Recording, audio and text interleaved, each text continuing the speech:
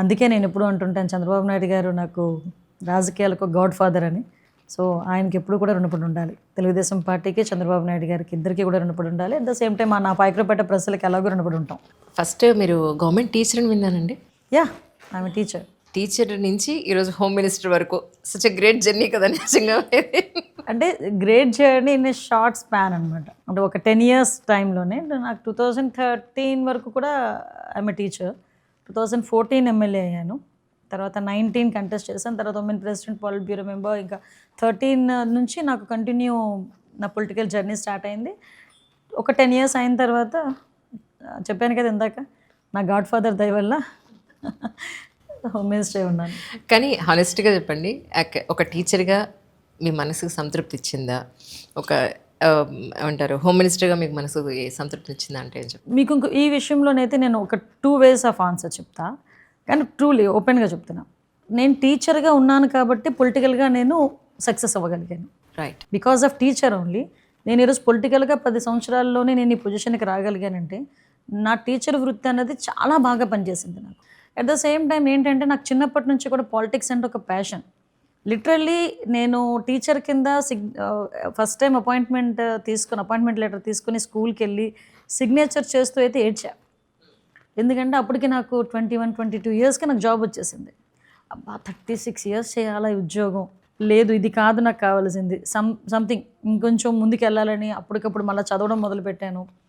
పీజీలు అంటే తొందరగా ప్రమోషన్స్ మీదనే బయటికి రావాలి, లేకపోతే నేను ఏదో ఒక సివిల్స్ ప్రిపేర్ అవ్వాలి, లేకపోతే పాలిటిక్స్. ఎస్, నేను ఫస్ట్ టైం కనుక పాలిటిక్స్లో నేను ఏదైనా ఇబ్బంది పడి ఉంటే 2014 టైంలో మా నాన్నగారికి మాట ఇచ్చొచ్చా. నాన్నగారు అయితే ఒప్పుకోలే.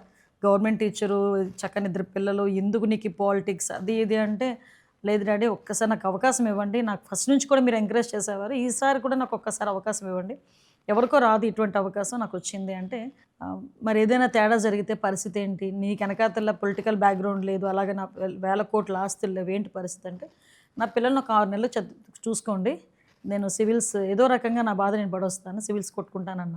మీరు సివిల్స్ అచీవ్ చేసింటే నిజంగా ఫస్ట్ ఇంటర్వ్యూ నాదే అయ్యి ఉండేది. I have a series from last almost 8-9 years. Okay, అందరు యూపీఎస్సీ సివిల్ సర్వెంట్స్ అందరిది నేను ఇంటర్వ్యూస్ చేసుకుంటాను. ఓన్లేండి అలా చేయలేకపోయినా ఇలా చేస్తున్నారు. It's good thing.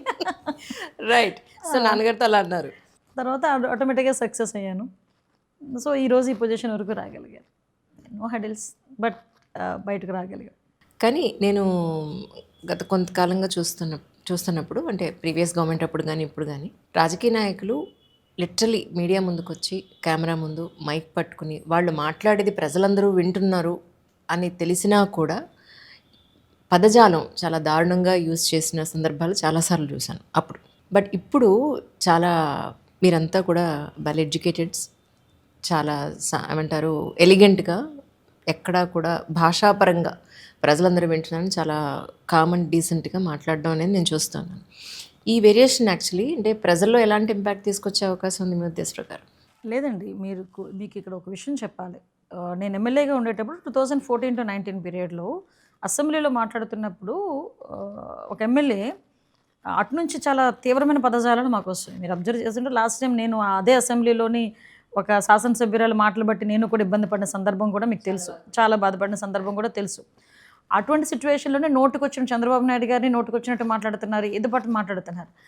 మేమందరం పడుతున్నాం, అండ్ అధికారంలో ఉండి మేము పడుతున్న టైంలో ఒక ఎమ్మెల్యే జస్ట్ ఒక క్రాస్ దాటి ఒక పదం ఉపయోగించారు. నమ్మరు లోపలికి తీసుకెళ్ళి చంద్రబాబు నాయుడు గారు ఎంత గట్టిగా వార్నింగ్ ఇచ్చారో తెలుసా? దట్ ఈస్ ద లీడర్ అండి. ఆ లీడర్షిప్ అలా ఉండాలి. ఆయన వెంటనే మమ్మల్ని పిలిచి మిమ్మల్ని కొన్ని కోట్ల మంది అబ్జర్వ్ చేస్తారు, ఎంతోమందికి అవకాశం రాదు, మీకు వచ్చింది 175 మంది ఎమ్మెల్యేలు అవ్వటం అంటే 5 కోట్ల మంది ఆంధ్రప్రదేశ్ ప్రజలు 175 మంది ఎమ్మెల్యేలు అవ్వటం అన్నది ఎంత పూర్వజన్మ సుకృతం కింద భావించాలి.